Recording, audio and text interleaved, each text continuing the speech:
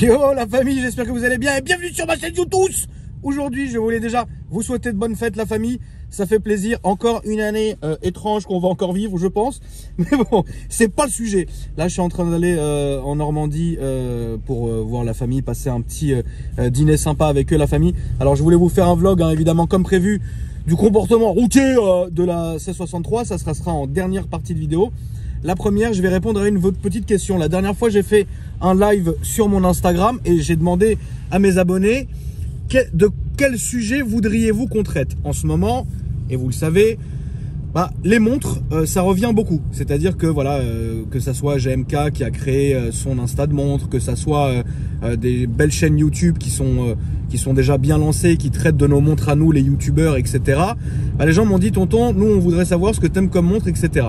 Donc déjà, ce que je vais faire dans un premier temps, c'est que je vais me prendre à bouffer. Parce que j'ai pas bouffé, je vais manger en roulant. Une fois que je serai bien lancé sur l'autoroute, je vais commencer à vous parler de montres. Il y a un moment donné aussi, je vais vous faire un petit plaisir. Je suis parti voir mon ami Rémi, chez qui j'achète franchement peut-être 80% de toutes mes montres depuis assez longtemps maintenant, qui a accepté de m'ouvrir sa boutique. Évidemment, on est sur des gros prix, mais on est sur des belles pièces. On est là que pour regarder la famille. Donc je veux que tout le monde puisse se sentir à l'aise devant cette vidéo. C'est une boutique tour, ça va vous plaire. Et à un moment, ce que je vous vois venir, dans la vidéo, on est en train de parler d'une Rolex Daytona.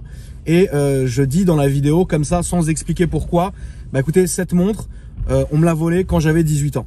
Pas celle-là, mais on m'a volé une Daytona quand j'avais 18 ans. Donc, regardez ce qu'on va faire. Je prends à manger, je prends l'autoroute, je vous raconte l'histoire de la Daytona volée.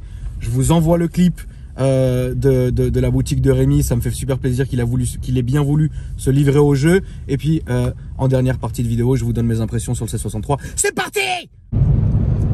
On est bon.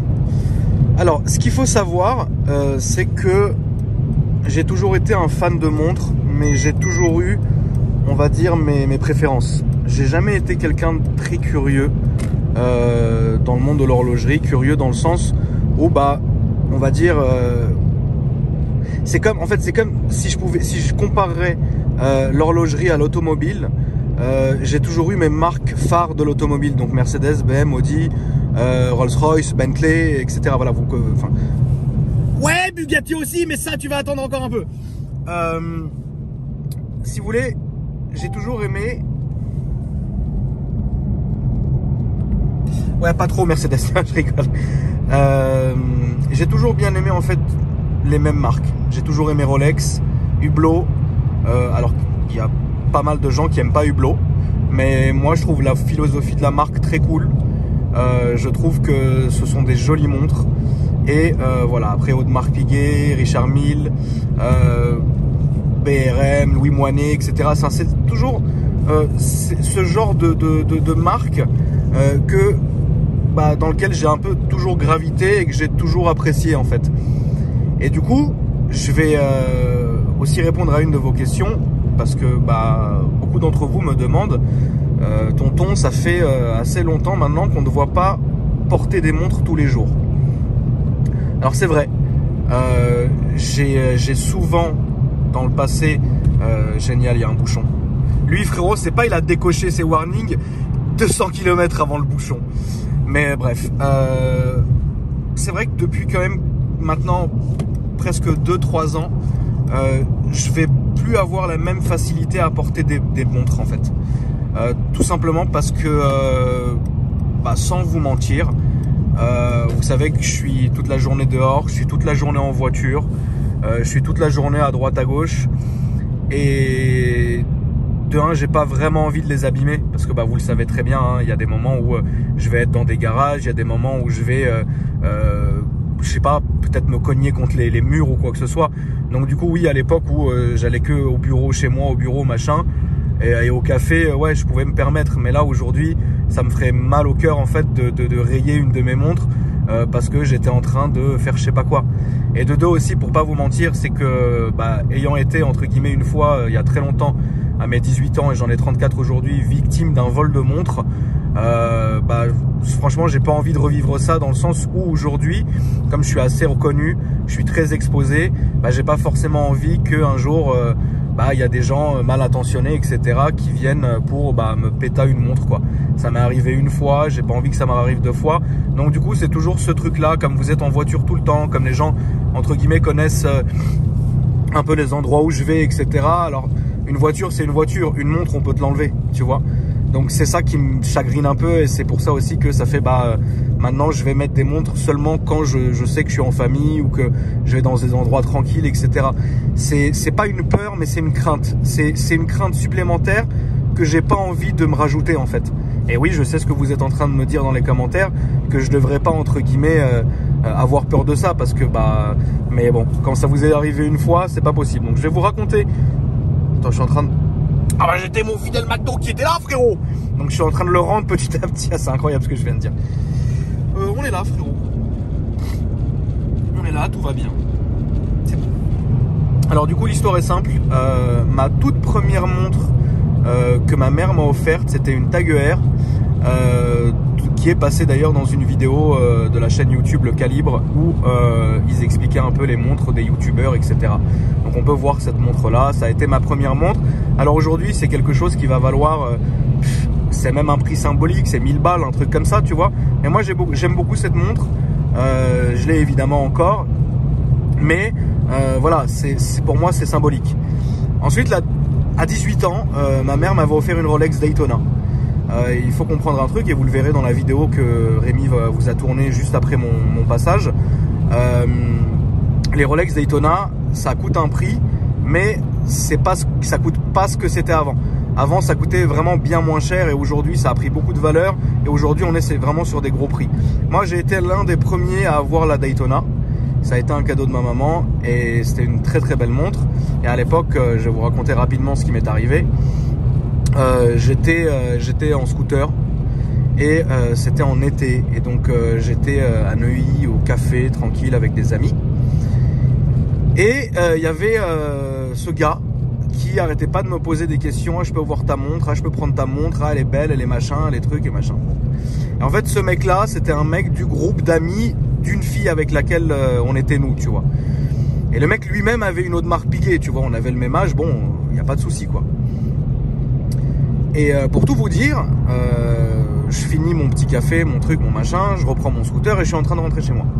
Et là, je reçois un message d'un mec, alors je dirais pas les noms, etc., parce que voilà, que je connaissais un peu à l'époque, mais que j'avais vu, voilà, tu sais, 2-3 fois, etc., on avait discuté. Et en fait, ce gars-là en question, c'était pas, comment dire, on savait que c'était un mec chelou, il volait des scooters, il faisait des faux permis, enfin tu sais, il était fatigant, tu vois. Moi je l'ai toujours dit, hein, je suis pas un voyou, c'est pas mon genre entre guillemets de faire des trucs chelous, mais j'ai toujours été entouré de près ou de loin avec des gens qui étaient un peu borderline, ou qui carrément n'avaient pas honte de dire moi voilà, je fais ça, je fais ci, etc. Moi je porte pas de préjugés. Si les gens veulent vivre comme ils veulent, c'est aussi leur problème, tu vois. Et je connais aussi évidemment jusqu'aujourd'hui des gens qui sont un peu du côté obscur de la force, si je puis dire, mais qui sont des gens très respectables avec moi, très respectueux, etc.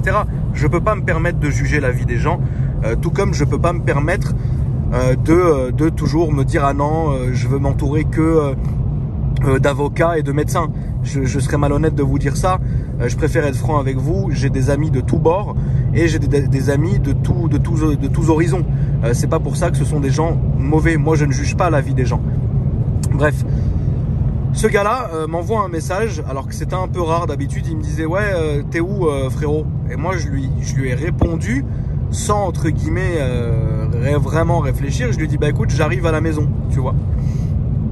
Et là, peut-être 5-6 minutes après, j'arrivais chez moi. Et j'arrive en bas de chez moi, et beaucoup de mes abonnés ont déjà vu entre guillemets cet arbre qui était devant ma première maison, avenue Henri Martin à Paris dans le 16e, où il y a encore nos noms gravés sur cet arbre là. Et en dessous de cet arbre là, il y a encore les chaînes des scooters et des motos qu'on enchaînait là-bas. Et donc j'enchaîne mon scooter, et au moment où je me relève, je vois 2 mecs derrière moi. Donc casqué, cagoulé, ganté, ce que tu veux, avec un T-Max, donc le vrai stéréotype, mais qui était réel pour le coup, qui me disent ouais, première question qu'il m'a dit, il me dit t'as pas l'heure? Et moi là directement, genre j'ai dit ça y est, c'est bon. Et je lui dis non, j'ai pas l'heure. Là, il sort un cutter, il me le met sous la gorge. Il me dit, on sait très bien qui tu es. Tu vas pas crever pour une montre. Et comme ça, tu peux en avoir 10. Et là, je le regarde. Et tu sais, tu peux regarder dans les yeux de quelqu'un et sentir si la personne, elle est sereine, sûre d'elle, ou si c'est un mec qui est en train de trembler, paniquer parce que, bah voilà.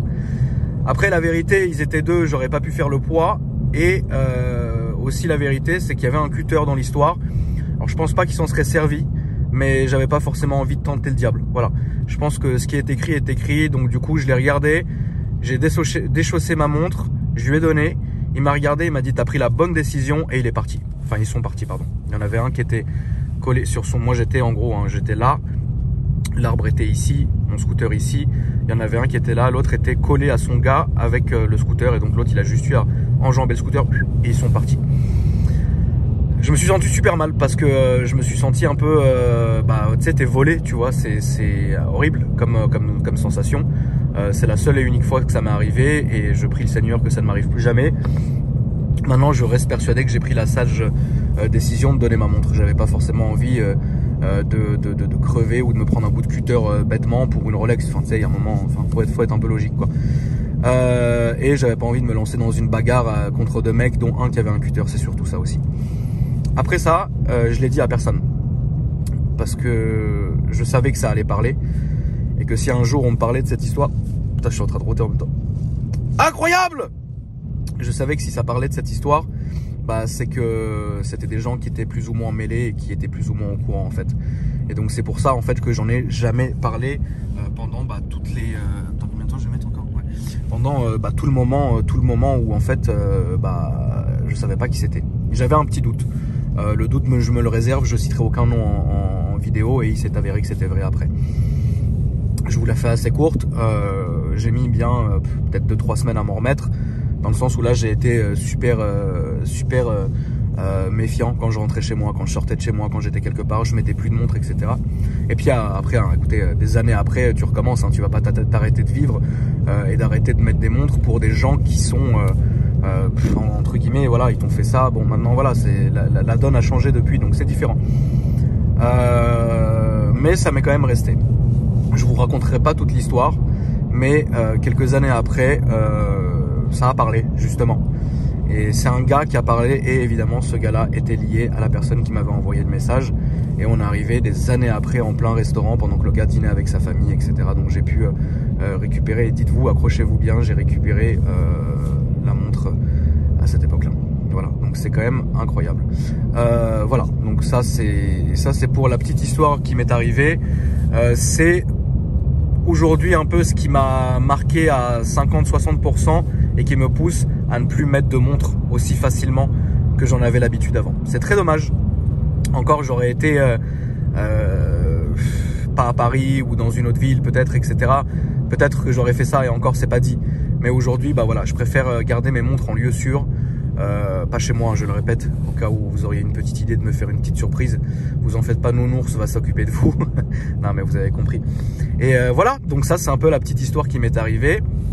Mais sinon, évidemment, encore aujourd'hui, j'aime encore évidemment porter des montres, en acheter une ou deux maximum par an.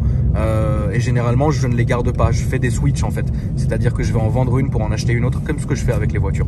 Mais sauf que là, on est vraiment sur 1 à 2 transactions entre guillemets par an et jamais comme ce que je fais ici. 2-3 mois, je garde la voiture, je la vends, je reprends une autre, etc. Je vous laisse avec Rémi, la famille qui est un passionné. Et j'espère que ce petit passage vous fera plaisir. Salut mon petit livreur. Ça va? Et toi mon ref? Le petit livreur. Ça va mon frérot? Ça va et toi Fran? Ouais, donc la famille, je vous présente Rémi. Ça fait combien de temps qu'on se connaît mon frérot? 15 ans. Au moins 15 ans, ouais. Après, on en a fait des vertes et des pas mûres, frère. Ça c'est clair. Bon, comment tu vas mon frérot? Au top et toi? Écoute, merci de me recevoir déjà. C'est pas, entre guillemets, je sais que c'est un monde assez fermé. Surtout les boutiques avec pignon sur rue, donc le fait de m'ouvrir pour que je puisse filmer, déjà c'est adorable de ta part. Avec plaisir. Bon, on se connaît, il manquerait plus que ça, hein, tu refuses. Et de deux, vous êtes une entreprise familiale, hein, frérot. C'est ça, exactement. C'est-à-dire que t'appartiens à aucun groupe. C'est toi tout seul avec tes mains. Ouais, moi seul, c'est voilà, ça, bravo. exactement. Aujourd'hui, frérot, je suis venu parce que j'étais en train de faire un vlog où je comparais les décotes des voitures avec les montres. Est-ce que tu penses aujourd'hui qu'on peut parler un peu de ça? Ouais, bien sûr. Donc, imaginons par exemple, qu'est-ce qu'on pourrait comparer à la décote de Porsche? En vrai, une Porsche dans les mondes, c'est Rolex. C'est ça. Il n'y a pas meilleur investissement. C'est ce que je disais. Ça prend de la valeur, c'est increvable. Voilà, tu as une image derrière, tu as une qualité. Voilà. Rolex, je pense que le vrai parallèle, c'est Rolex et Porsche. Rolex, c'est une valeur sûre, comme une Porsche en fait. Il n'y a Quelqu'un pas qui de achète, sûr. voilà, quelqu'un qui achète une 911 demain, il sait qu'il la revendra pratiquement au même prix qu'il l'a acheté. Clairement. Et même parfois avec des petites plus-values aussi. Exactement. Et dans le monde de l'horlogerie aussi, c'est pareil. Est-ce que tu peux nous montrer quelques petites Rolex, mon frère? Ouais, bien sûr. Des petits trucs sympas, tu sais. Ça va, mon petit bison? Et toi, mon petit Ziblin? Je me virais, tu me dis, tu montes un petit truc sympa, je te monte une RM à 900 000 euros. Ah, t'as une RL d'ailleurs ici, mon frérot? Ouais, Ah, elle est là. petite Richard Mille là. On la montrera après. Richard Mille, c'est On va vraiment- commencer par. On va les commencer petites déjà pièces. par les Rolex, frérot. Comme ça, moi, je me prends pas la tête dans mes petites vidéos. Je sais où j'en suis. C'est ça. En Alors. gros, la base chez Rolex, ça va être la Datejust. Au niveau pièces, on va dire entre guillemets investissement, le top c'est le lunettes cannelées, donc lunettes en or blanc cannelées, bracelet jubilé, c'est des configurations qui sont bien recherchées. Intemporel aussi. Exactement, c'est des petites montres, voilà, entre guillemets, voilà, c'est l'entrée de gamme chez Rolex. Alors, Donc, est-ce que moi, j'ai aucun tabou sur ma chaîne, hein, justement, à parler d'argent, parce que D'accord. faut pas prendre les gens pour des cons. Ouais, hein. bien sûr. Chaque chose vaut un prix, en fait. Tout à fait. L'entrée de gamme chez Rolex, par exemple, pour toi, elle se situe à combien? Sur les pièces qui sont intéressantes à la revente, je pense qu'on se situe autour des 10 000 euros. D'accord. Voilà, il y a des pièces moins chères, ils ont sorti des Oyster Perpetual dans les 5-6 000 euros. Ouais. Elles ont bien pris, Ouais. mais je pense que sur le long terme, l'entrée, on va plus être sur autour de 10 000 euros sur de la Datejust dans D'accord. cette configuration-là. Qui est déjà très joli. Hein. Voilà. Ensuite, on a les Submariners. Exactement. Après, on va monter sur de la Submariner, donc Subdate, avec les différentes configurations. Je pense évidemment que celle-ci, les amis, c'est ce que vous avez le plus vu, en fait. C'est La ça. Rolex Submariner, elle est connue et reconnue, C'est frérot. la pièce emblématique de la maison, la ex- plongeuse. Exactement. Mais ça reste évidemment très joli. Là-dessus, par exemple, on est sur quoi comme budget? Actuellement, une Submariner, on est entre 12 et 13 000 euros. Ouais. Et c'est des montres qui perdront jamais de décote, tu Non, penses? ça fait que monter. Ils viennent d'arrêter la Submariner Date en 40 mm au profit d'une 41 mm. Ouais. Voilà. Là, tu es en train de filmer donc, les GMT. Donc, on est sur différents modèles de GMT qu'on appelle Pepsi parce que la lunette est bleue et rouge. Bien sûr. Donc, il y en a en or blanc là sur bracelet Oyster et à droite en acier. Bon, là, c'est une spéciale, c'est une MK1, donc voilà, on est sur un prix autre. Et après, on va aller sur plus des Daytona. Les donc, Daytona, frérot. Tu voilà. sais que pour la gouverne de mes chers abonnés, celle tout à droite, enfin moi c'était les anciens, les premiers modèles en fait en acier, je me la suis fait arracher en bas de chez moi, frérot. relou. Cadeau de la daronne de 18 ans, deux mecs qui sont arrivés, cutter sous la gorge. Et le mec il m'a regardé, il m'a dit de toute façon on te connaît très bien, t'as de l'oseille, donne la montre, tu vas pas crever pour ça. Ah frérot, j'ai enlevé la Tremont, je leur ai donné frère.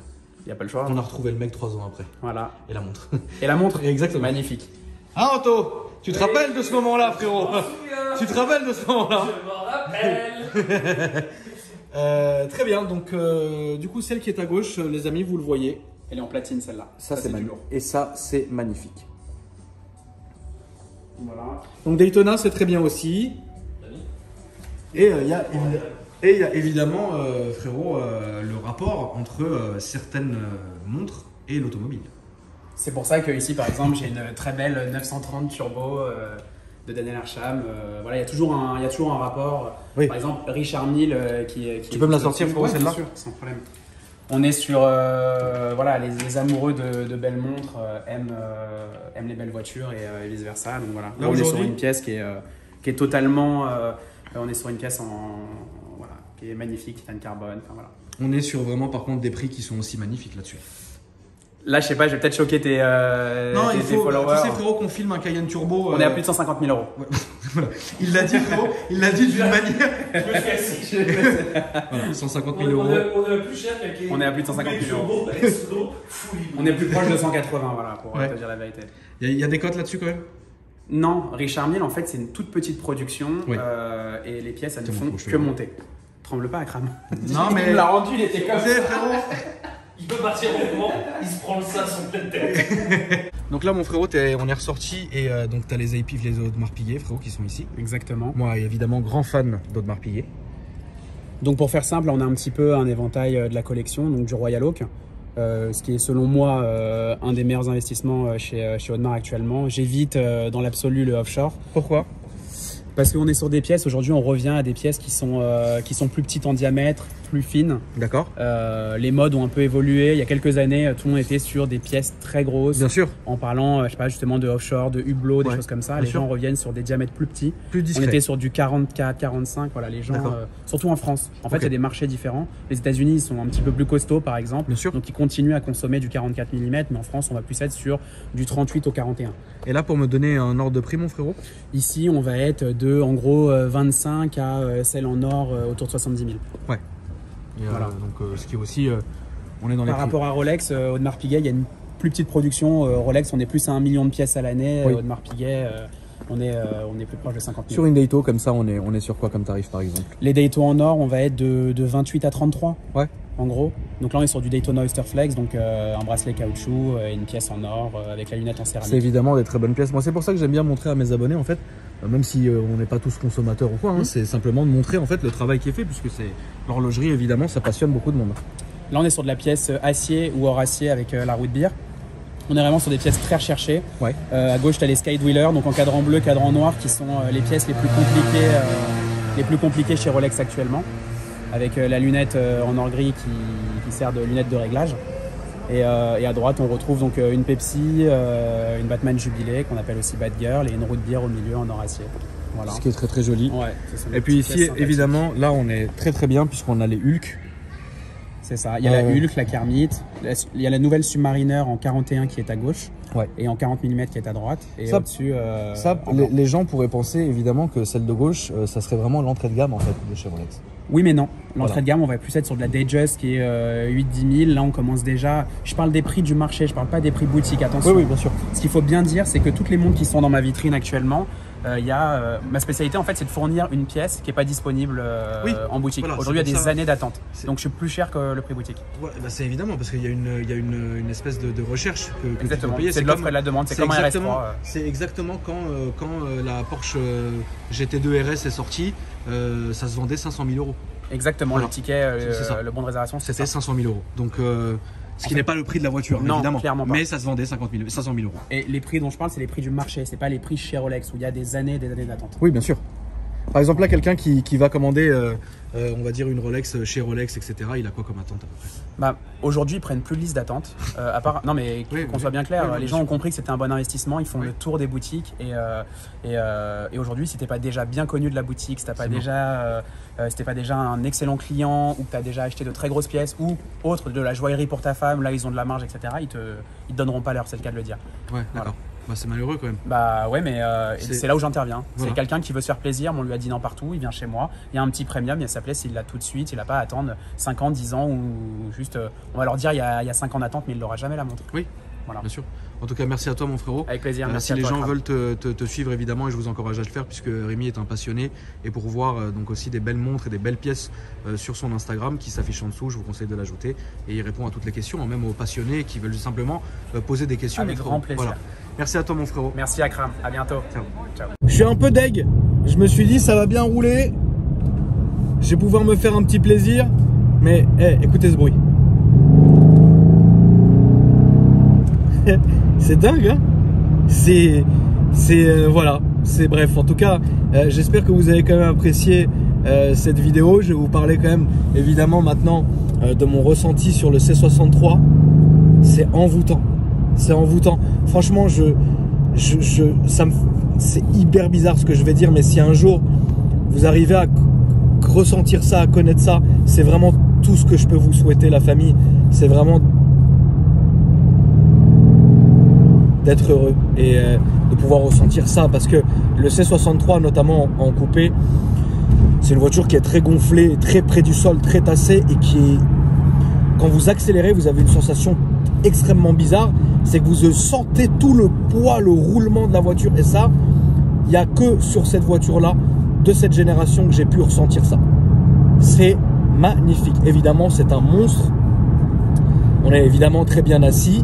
La seule chose que je pourrais reprocher à cette voiture, c'est que quand vous faites un peu de route, vous avez des craquements parfois dans la voiture. Comme je vous l'ai dit, celle-ci a 40 000 bornes à peu près. On entend parfois des... Ça, c'est un peu ce que je reprochais même sur le C63 Berlin de l'époque quand je l'ai possédé. Mais bon, en tout cas, ça fait plaisir. Et là, on passe à côté de ProWeld que j'embrasse. Oh, je serais bien tenté de faire un décata chez vous, la famille. Et voilà, la famille, écoutez, je vais pas vous prendre plus de temps. C'est vrai que j'aurais préféré vous faire un plus gros essai, voilà, de faire des petites pointes et tout. Mais bon, vous avez vu l'état du trafic et j'ai regardé là, pour l'instant, c'est pas prêt de s'arranger. En tout cas, l'important, c'est que vous vous portiez bien pour Noël. Pour ceux qui le fêtent, évidemment. Pour ceux qui ne le fêtent pas, portez-vous bien aussi, la famille. Je vous fais de très gros bisous. Je suis avec vous. Et tonton, frérot, aura toujours une place dans votre cœur le soir de Noël, frérot. Je vous embrasse et je vous dis à après-demain pour une nouvelle vidéo. Embrassez vos familles et profitez d'eux. Et pour ceux qui malheureusement n'ont pas cette chance, la famille, sachez que tonton est dans vos cœurs et je vous fais plein de bisous.